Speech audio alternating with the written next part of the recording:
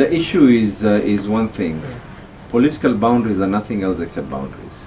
Okay. They're boundaries that are there for purposes of serving the people, so that we can be able to devolve services. Those services are devolved from constituency levels to ward levels to village levels, but the needs and desires are the same. If today, for argument's sake, by the end of this month, the employees at Kenya Ports Authority will be paid their arrears that has been due for so many years, courtesy of Mvita Member of Parliament who raised these matters in the National Assembly, who fought for them, who got the whole Labour Committee to come all the way to Mombasa, summoned the management of Kenya Ports Authority, the CS for Treasury, to ensure that we serve our people. There's the same Member of Parliament who, when traders were being locked up in places like the public beach and all the other areas like the Mamagina Drive, it is me who served them. But you see, then at the end of the day, you have to realize that all these people don't necessarily come from Vita constituency. The interests and where they live traverse all these constituencies. And again, we're so cosmopolitan in nature, and Mombasa is small in terms of movement as well. So that means from one person to the next constituencies, the likelihood that you would be moving from one constituency to another constituency is extremely high. So there's a likelihood that you would have already passed through a road, a Kera road that we were able to put up. There's a likelihood that you might be sleeping in another constituency, but your child studies in Vita constituency. So I think for me, the numbers for me add more value. The fact that we have not equal, but the difference is not extremely high between one to the other.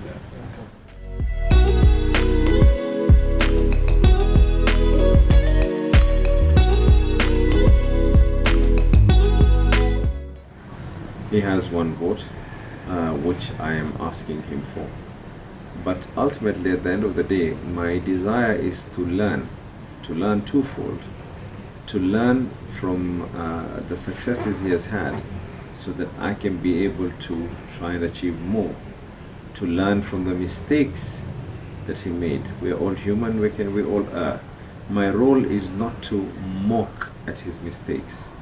If you want to actually study and learn something, you should even learn more from people's mistakes. So my role is to actually learn, and I want to learn from the mistakes that were made previously. What can we be able to do to ensure that we pay salaries on time? What can we be able to do different to ensure that we have the basic issues like street lighting, like the drainage systems, the sewage systems? What can we do to make the economy of Mombasa churn more? What policies should we insist and negotiate with national government? What projects should we insist and negotiate with national government that we should be able to do way more? Whether it is the Domokundu, which is going to be in Mombasa, whether it is the issue of the bypass that is going to be there, and we come up and we need to, the first assignment that the County Assembly of Mombasa would have to do once we get in is to simply try and come up with acts that are going to allow for us to have some special economic zones as well.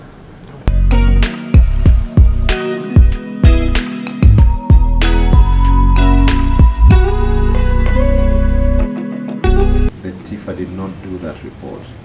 They did, but then I want you to look. You see, when you always go into polls, always go into the details. When you look at the details, the Star newspaper does polls, and if you look at the figures that the Star does, is way higher.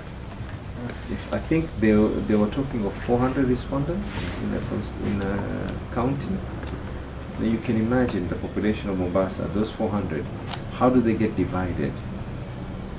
So that is one of the first rules that were broken.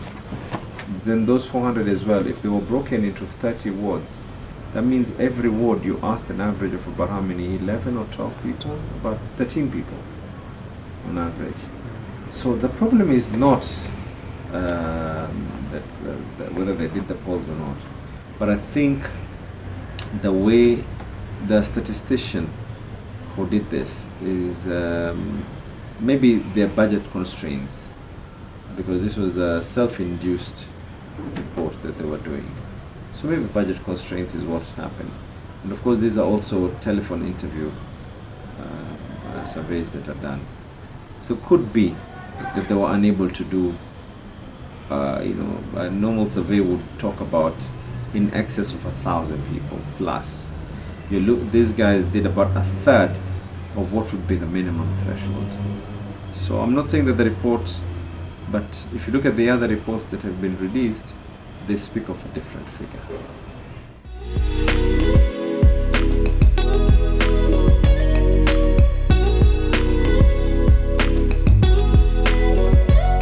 I think, there's a saying that these elections are yours to lose. And like I said, I think sometimes we do things without realizing that the repercussions would have such multiple effects. And the repercussions of the actions that we have done has been so positive.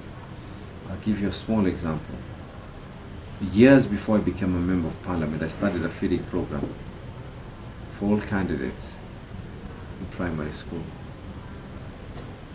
Some of those candidates today are working. These people, you can imagine someone who grew up in a slum would have failed to do their exam. They would have had to do those exams on an empty stomach. We had no CDF funding. We've never used CDF funding. It's all been goodwill from people. We came up with programs where we came up with, during those days, tuition had not been banned. We came up with tuition that helped so many students lift their grades from where they were to where they're meant to be. We had programs like the school diary programs. We had outreach programs where we convinced people to stay away from drugs and all that. And these are things that have been continuous. We've come up with programs to rehabilitate people who've been using drugs. So don't expect that these people forget. We had a program that was an ingenious program, Skills Mitani, whereby what we do is we acknowledge that we have a lot of people who failed to finish their secondary education then, before secondary education became compulsory. And then at the same time, there are people who have failed to go into institutions of higher learning. So what did we do? We came up with concepts. We said, let's put into concepts where we train these people on vocation. Today there are thousands of people who are earning a livelihood from the courses that we were able to put into place. I've been on record as to the person who single-handedly, and my colleagues joined me in those amendments in opposing privatization of the port. The number of motions, the number of questions and statements that I was able to put into place, the motion on SGR, that there should not be forceful usage, which Parliament actually supported, endorsed and approved, was signed by myself. So all these things that we do have positive impacts. And like I said, my biggest currency is nothing but people.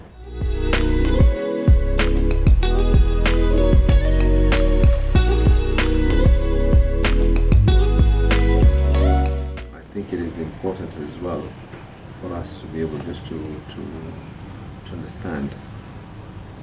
We simply say, let us don't talk at each other, but talk with each other. We strongly believe that the elections, we won those elections. I was with my party leader during the swearing-in ceremony as the people's president. I was with my party leader at the Supreme Court ruling which declared that those elections were null and void. But ultimately, the country was burning. As I was telling you earlier on, I was being tear-gassed every single Monday, without fail. Without fail. There has never been a single Monday that ever passed that I was never being tear-gassed. The economy was getting tighter, and you know. And this is a man who looked at it and said, "Look, gentlemen, we have to put the country before us. Yes, we won the election. Yes, these people stole the elections. Can we learn from these mistakes?" That's why the handshake came in. So right now, when Uhuru Muigai Kenyatta comes in, we've never been shy of telling him the issues that are there. It's been there. Raised these matters in Parliament. We've raised these matters out of Parliament. We've raised them in his presence. We've raised them in his absence as well. So I don't think it's much of an issue per se. It is only an element of let us work together.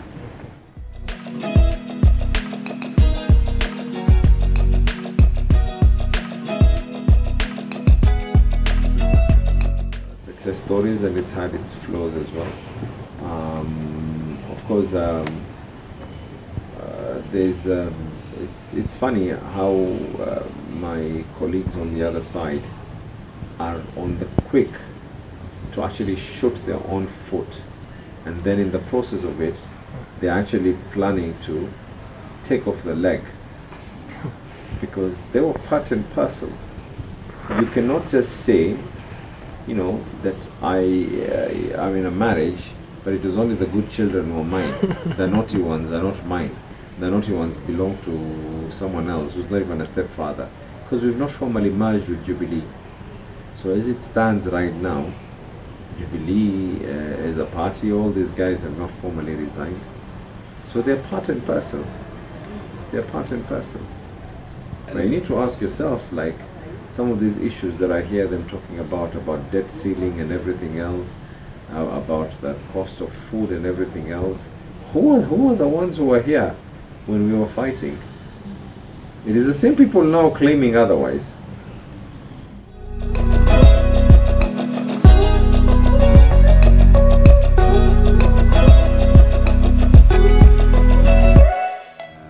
Let us have faith in our parties. And of course, there is always the political parties tribunal, that if anything happens, people can always go into that tribunal. And then thereafter, there's always a mechanism of using the judiciary. And yeah.